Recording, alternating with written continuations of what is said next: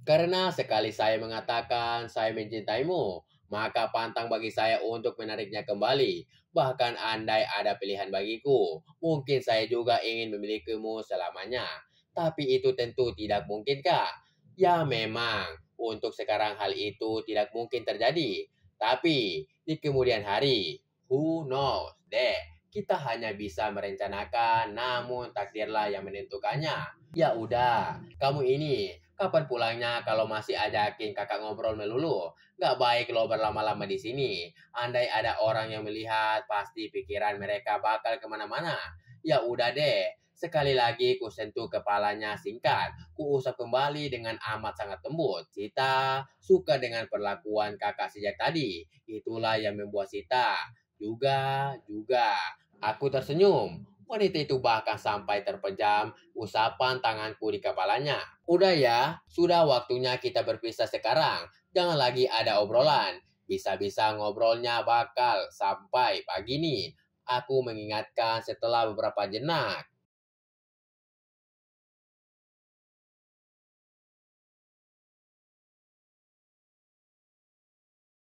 Kubiarkan ia usapan tanganku di kepalanya yang berkerudung itu. Boleh Sita minta tolong ke kakak? Dia malah bertanya apa itu. Dia malah bertanya, temani Sita ke dalam. Boleh nggak?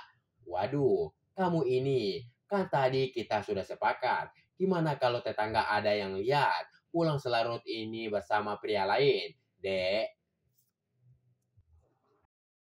lagian mereka juga tahu kok kalau yang nemenin Sita pulang adalah keluarga sendiri. Iya juga sih.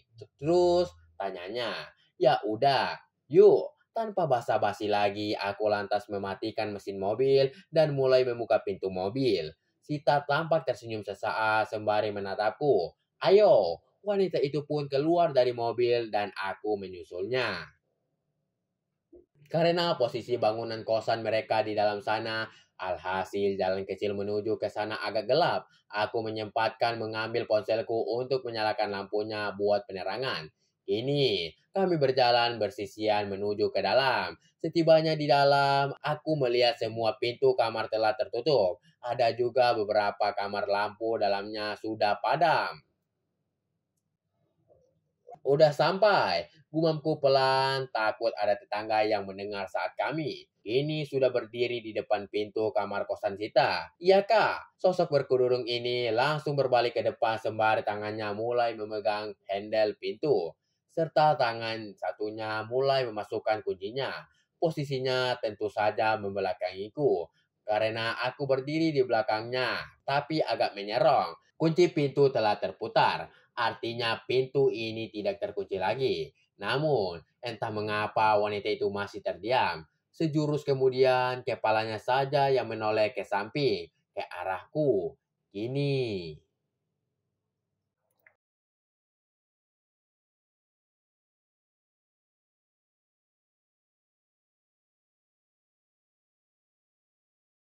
Kami bertatapan dalam remang cahaya teras kosan yang hanya mengandalkan bias lampu dari kejauhan.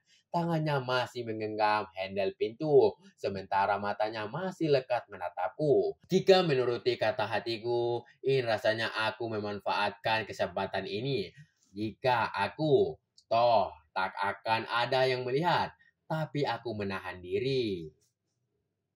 Kak, iya, siap. Kenapa aku menjawabnya dengan gugup? Terima kasih untuk hari ini, ujar Sita lirih. Ya, sama-sama. Jangan lupa pikirkan tawaran kakak tadi mengenai kendaraan buat Herdi untuk ngantor. Nanti akan kakak usahakan siapin motor baru. Kak, kakak serius? Tanyanya.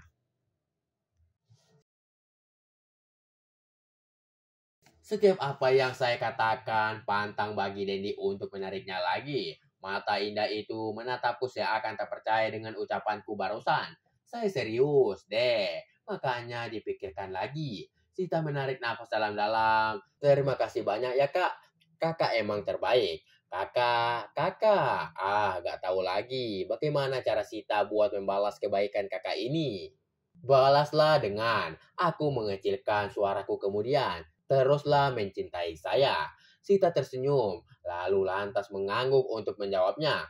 Aku pun balas tersenyum. Sita menatapku semakin dekat. Kini ia pun berbalik hingga posisi kami berhadapan. Tangannya terulur ke arahku. Aku segera menyambutnya dengan kedua tanganku menggenggam jemarinya. Sejurus kemudian, aku belakang tangannya dengan penuh perasaan. Beristirahatlah dan bermimpilah yang indah. Karena kini kamu telah menjadi salah satu prioritas kakak, Dek. Sita menatapku amat sangat dalam. Tatapannya juga syarat akan sesuatu yang tengah ia dambakan. Jenak kemudian Sita membuka pintu kamarnya. Enten, dek, langsung tertarik ke dalam kamarnya yang dimana kondisi lampu masih belum menyala.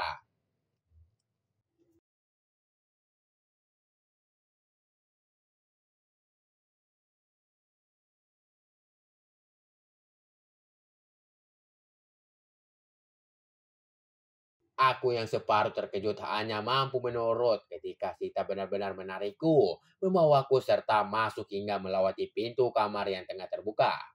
Pintu kamar tertutup. Ya Tuhan, aku benar-benar tak bisa menghindarinya sekarang. Ini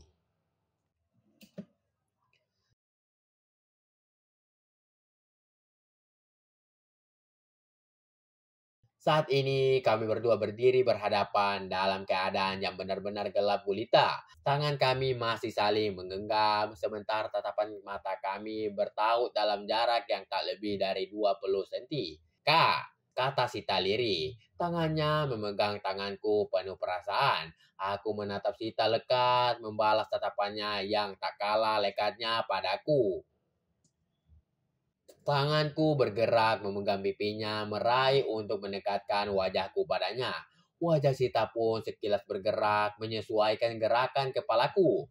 Bibirnya semakin terbuka, matanya semakin terpejam seiring makin mendekatkan wajah kami. Hanya sepersekian detik ketika sekali lagi, seperti kejadian di mobil tadi, aku memutuskan untuk tidak ribibnya. Melainkan aku bergerak naik, mendaratkan ribibku di keningnya, dan lama penuh kelembutan. Sekilas aku bisa mendengar Sita resah. Maafkan saya, Sita. Siapa yang tak ingin ribib tipis berwarna kemerah mudaan itu yang selalu basah? Tapi aku merasa sekarang ini belum waktunya. Jelas sekali jika legalitas kembali kudapatkan untuk ribibnya sekali lagi. Selanjutnya aku merengkuhnya ke dalam. Sita kini bergetar dalam, terisak hingga pundaknya agak terguncang.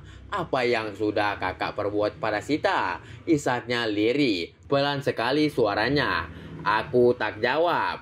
Aku hanya memberikannya kehangatan serta kekuatan untuk bisa mengobati perasaan kecamuknya. Cukup lama kami, hingga selanjutnya Sita mulai bisa menguasai diri dan perlahan melepaskan diri dari. Ya sudahlah kak. Memang ada baiknya kakak pulang aja sekarang. Iya memang seharusnya seperti itu. Dek, balasku sambil mengelus pipinya lembut. Kamu sekarang istirahat ya. Tidur yang nyenyak. Sita menggeleng gusar. Gak mungkin kak. Gak mungkin Sita bisa melupakan. Gak mungkin Sita bisa tenang. Balasnya, aku hanya berdehem saja menanggapinya. Ini salah kak. Kok salah saya? Ini salah kakak. Kok salah saya? Ya, ini mutlak salah kakak.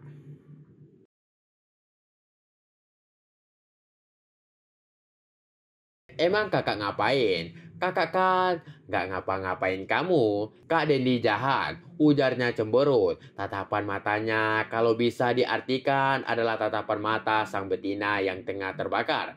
Jika sudah begini, sudahlah aku memang harus mengambil sikap. Aku tak ingin bablas ke tahap lebih jauh lagi.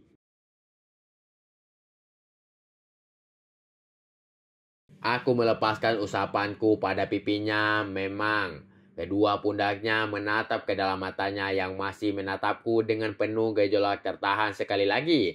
Aku keningnya. Kakak pamit ya, sayang. Assalamualaikum. Aku berbalik badan ingin membuka pintu kembali. Namun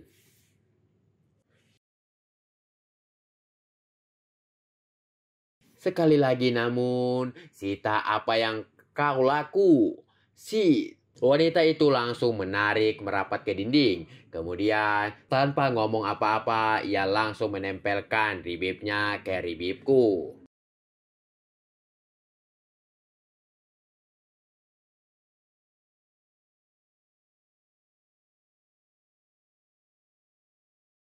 Erat, lembut, hangat, dan nikmat sekali ribib mungilmu. Marsita sayang.